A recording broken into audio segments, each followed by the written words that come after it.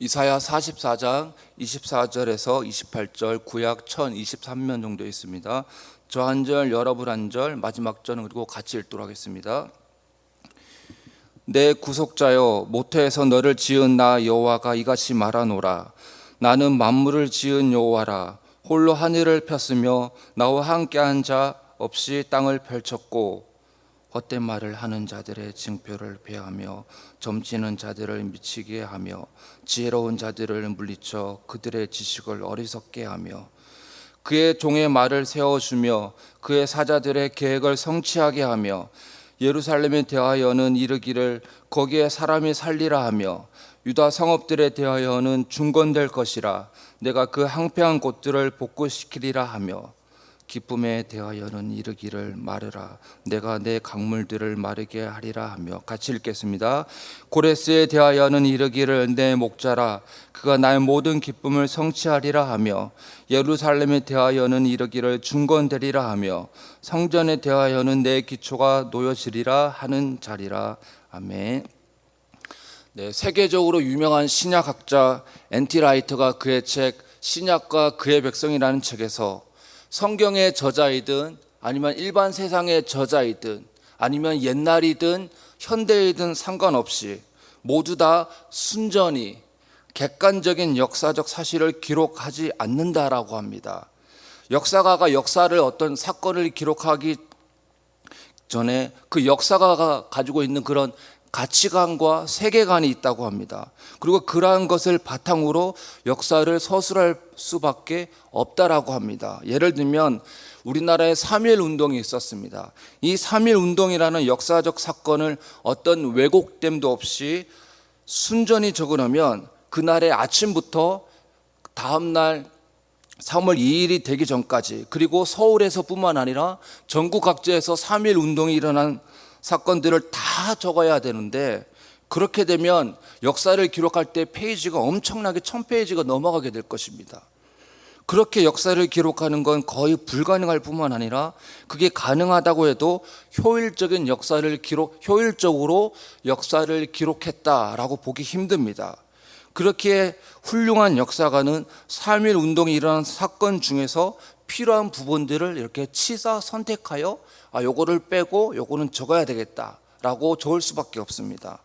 그리고 그러한 치사 선택은 역사가마다 정도의 차이는 있을지 몰라도 그런 그 역사를 기록하는 역사가의 가치관과 세계관이 자연스럽게 의식적이든 무의식적이든 반영될 수밖에 없다는 것이죠. 그래서 우리나라 사람이랑 일본 사람이 3.1 운동을 기록한다고 생각해 보시기 바랍니다. 그러면 우리나라 사람 역사가 그리고 일본 사람 역사가도 3.1 운동을 둘 다 목표는 객관적으로 역사를 기록하는 것이지만은 그 사람들의 가치관과 세계관 그리고 반일 감정이라는 것들이 순전히 역사를 기록하려고 할지라도 자기도 모르게 반영이 될 수밖에 없다라는 것이죠. 그래서 역사를 기록한다는 것은 어느 정도는 순전히 객관적인 역사를 기록할 수 없다라는 것입니다. 오늘 본문에서도 역사적 사건이 등장합니다. 이스라엘 백성들의 불순종과 죄로 인해 바벨론으로 끌려가게 됩니다.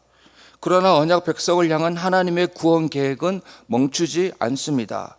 그래서 지금은 바벨론 포로로 있지만, 그리고 이러한 포로 생활이 도저히 끝날 것 같지 않지만 하나님은 놀라운 방법으로 백성들의 바벨론 포로 생활을 멈추고 고국으로 돌아오게 합니다.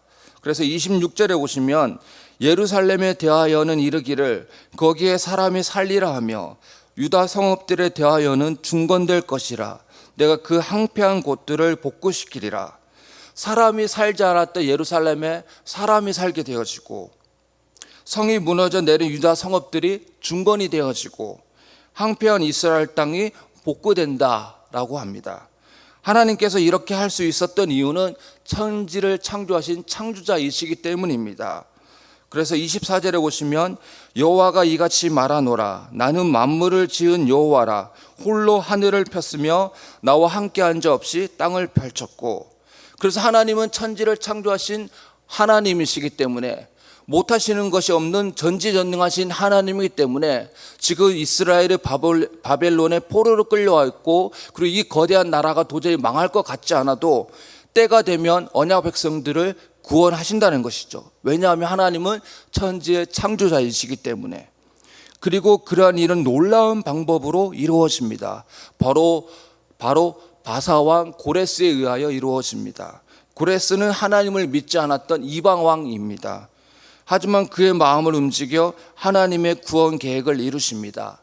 28절에 보시면 고레스에 대하여는 이르기를 내 목자라 그가 나의 모든 기쁨을 성취하리라. 그리고 읽지는 않았지만 45장 1절에 보면 여호와께서 그의 기름 부음을 받은 고레스에게 이같이 말씀하시되 내가 그의 오른손을 붙들고 그 앞에 열국을 항복하게 하며 내가 왕들의 허리를 풀어 그 앞에 문들을 열고 성문들이 닫히지 못하게 하리라. 하나님을 믿지 않았던 바사왕 고레스를 통해 하나님의 구원 계획이 이루어지는데요. 그런데 이 고레스에게 기름을 부었다라고 합니다. 구약에서 기름을 부었다라는 것은 왕과 제사장과 선지자뿐이었습니다. 하나님의 일을 위해 특별히 선택된 사람만이 기름 부음을 받았습니다. 그래서 바사왕 고레스에게 기름을 부으셨다라는 건 고레스가 하나님을 믿었다라기보다는 하나님의 구원 계획을 위해 일시적으로 쓰임받는 통로가 되어졌다라는 의미입니다. 어쨌든 간에 각 나라마다 정복을 하여 다스리는 방법이 다양합니다. 예전에 일본이 우리나라를 정복하여 다스릴 때는 어떤 방법으로 다스렸습니까? 무력으로, 억압적으로, 우리나라 말도 못 쓰게 하면서 힘으로 그냥 모든 것을 다 눌러버렸습니다. 그래서 우리나라 백성들은 가진 방법으로 핍박을 하였고 우리말까지 쓰지 못하게 하였습니다. 일본처럼 바벨론은 자신들이 정복한 나라들을 무력으로 강압적으로 다스렸습니다. 그래서 이스라엘 성전을 파괴하고 정복한 성읍들을 항폐하게 만들었습니다. 그리고 많은 사람들을 노예로 끌고 왔습니다. 그렇게 하여 정복당한 나라들이 꿈에서라도 반항하지 못하도록 완전 씨를 말려버리려고. 그래서 이스라엘 백성들을 저 타국으로 보내고 이스라엘 백성 가운데 외지 사람들을 세워서 서로 민족들을 혼혈시키고 민족적 정체성을 상실하게 만들려고 이렇게 강압적으로 바벨론은 이스라엘을 통치하였습니다. 그런데 바벨론을 무너뜨리고 신흥 국가 페르시아가 등장합니다.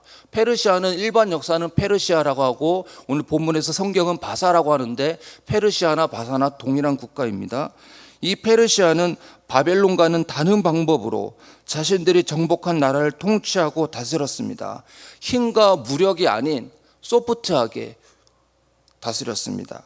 그래서 노예로 끌려온 사람들을 각자의 나라로 돌아가라고, 그리고 각자의 나라가 가지고 있는 종교와 문화를 존중해 주었습니다. 바벨론은 각자의 나라가 가지고 있는 종교와 문화를 말살하려고 했지만 페르시아 바사는 그 문화와 종교를 존중해 주었습니다. 무조건 힘으로 다스리면 당장에는 좋을지 모르나 오히려 반발감이 더 생겨 반항할 수 있다고 생각하였습니다. 여기까지는 바벨론과 페르시아에 대한 일반 역사입니다. 그런데 동일한 역사를 바라보는 관점이 다릅니다.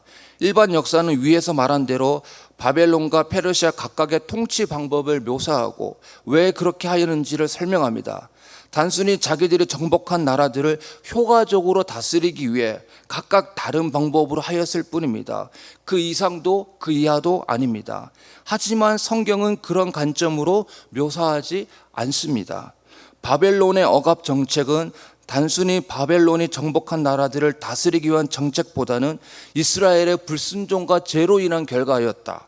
그리고 바사왕 고레스의 칙령으로 이스라엘의 포로 생활이 종식된 건 단순히 고레스의 소프트 정책보다는 언약 백성을 기억하시고 그들을 구원하시기 위한 하나님의 계획이었다라고 합니다. 이처럼 동일한 역사이지만은 이사야가 바라본 것과 일반 역사가가 바라본 것은 엄중히 다릅니다. 일반 역사가는 바벨론은 그렇게 무력으로 다스렸기 때문에 이스라엘이 망하고 종교가 망하고 포로로 끌려갔다라고 하고, 그러나 이사야는 그것은 하나님 말씀에 불순종한 죄의 결과라고 얘기합니다. 그리고 바사왕 고레스에 의해서 포로 생활을 마치고 고국으로 돌아왔던 것은 소프트한 정책으로 하기 위한 것이었는데 일반 역사가는 그렇게 저술하는데 이사야는 하나님이 고레스에게 기름을 부었기 때문에 가능하다는 것이죠. 그러니까 똑같은 역사적 사건인데 일반 역사가가 바라보는 것과 이사야가 바라보는 것은 다르게 기록을 하고 있습니다. 똑같은 사건인데 성경은 다른 관점에서 기록합니다.